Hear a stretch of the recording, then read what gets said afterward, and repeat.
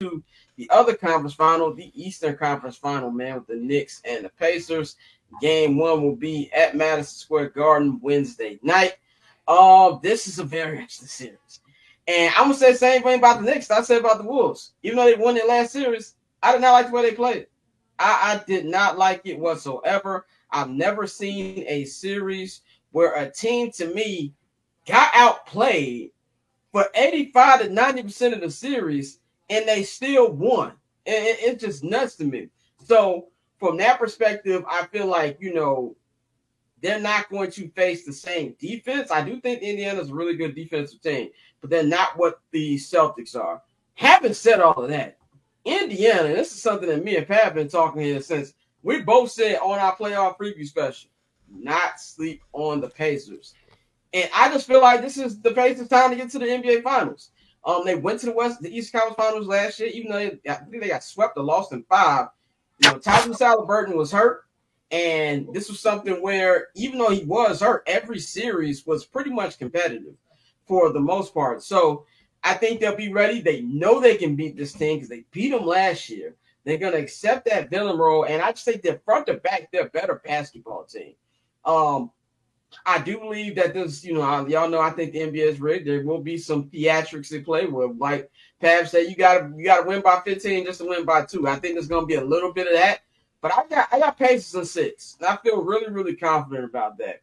Not that I would be surprised if the Knicks won, but it's just too deep of a team. Miles Turner was incredible in that last series. It really feels like Pascal Siakam in year 2 is just way more comfortable with the Pacers than he was last year. And then from a coaching aspect, I love Tibbs.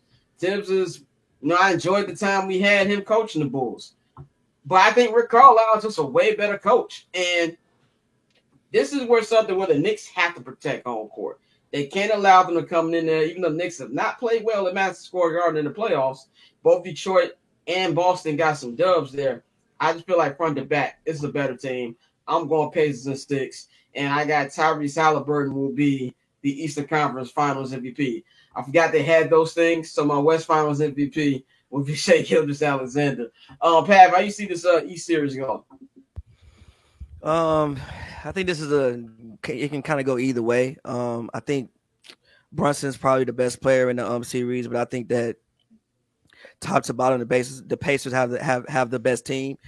Same situation with the Thunder, right? Like the Pacers can legitimately go, like they play 10 guys in the playoffs, which is really weird. Like you usually don't see teams playing 10 guys in the playoffs, which they do. They use their bench. So sometimes at the end of games, their guys are just fresher than them. The Knicks, how many playable players do they have? 7? Maybe 7. Like obviously Mitchell Robinson has been great. Mitchell Robinson has been incredible. You got Miles McBride, and maybe you could do Precious. So maybe you got 8. Maybe you got 8 on like a good day. But the Pacers legitimately have 10. But it's tricky because like I know the Pacers beat the Cavs, but they beat a broken down Cavs team, bro. Like Darius Garland couldn't really move. Donovan Mitchell looked like he was about to die on the court after every game. Evan Mobley, he missed the game.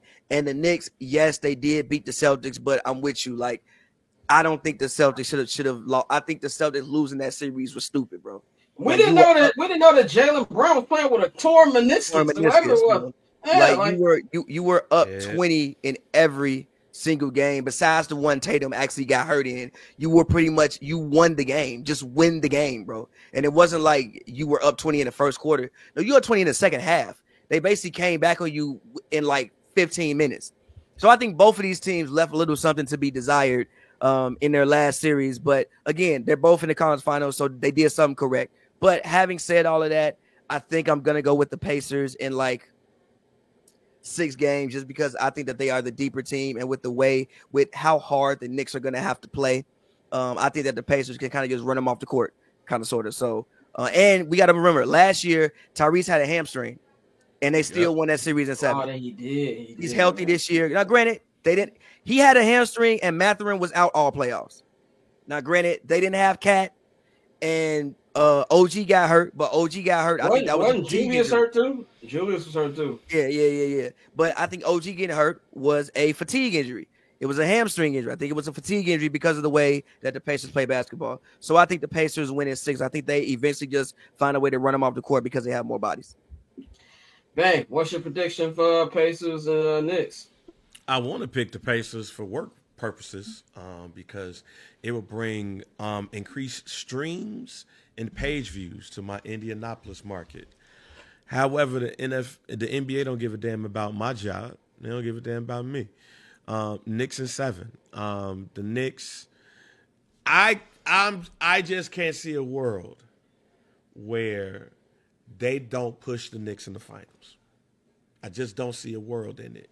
So as much as I want to pick the Pacers, I have to keep them out of NBA is rigged type shit. And we're going to see the Pacers, the Knicks, in the NBA Finals. I think I'm really interested to see what them games going to be like if they're close. Like, I think referees have done a really good job. They got to win by 15 and win by 2. They have to win these games, bro. They have to have it where you can't leave nothing to be desired. But I do think the NBA refs have been fair this year. Like, I feel like they've been letting them play. I don't feel like it's been that many bad calls, like compared to what it has been. Your finals but when you're looking at Pacers thunder down the barrel of the 9, things might be a little different. They don't even have straight flights to Oklahoma City from Indianapolis. I'm pretty sure they don't. Tosin, how you got the East Conference Finals going? First thing I want to say is whoever said something about Rick Carlisle, that was you, right, Scott? Yeah. Yeah. Rick Carlisle is one of the most underrated coaches in any sport. I keep forgetting how long he's been in the league, and he's generally a really, really amazing coach. He's turned his team over. Yeah, and he looks just like Jim Carrey too. But he really does. But the logical person he wants to say the Pacers because of the way that they play basketball, right? They play really, really good basketball, like amazing style of basketball, and they just have a lot more players, depth-wise versus like the Knicks. But I just feel like the world that we live in right now is irrational. We live in a world where Donald Trump's our president again. And the Knicks just on this insane wave of just, I don't know what they're on right now, but it's probably like Eric Adams water, some shit, like where they're just doing anything. And I think the Knicks are actually going to go to the finals. I don't know why, but I just feel they're going to do it. I don't want to I want to bet against them logically, but it's just illogically, I just feel they're just going to somehow win. And I don't know how they're going to do it, but they're just going to somehow. Because why are they still here? That's my whole thing is like, you should have been gone like 2 series ago, but you're still here. So, yeah. If you're a Knicks fan, you got to be salivating because the reason I say that is like there's nobody really. Like, there's people in the way, but it's not like it's like a Michael Jordan's in your way. It's not like it's a Kobe and Shaq in your way. There's LeBron's not in your way. Steph Curry's not in your way. These are 3 beatable niggas that are in your way. Like, you don't have anybody who has championship history that you can say, I don't know, they've been there before. So that's got to be a scary but exciting feeling for Knicks fans. Catch I'm Not Gonna Hold You, hosted by Scott Lewis, every Monday and Friday at 5 p.m. Eastern, 2 p.m. Pacific, only on HMB Media and the Barbershop Network.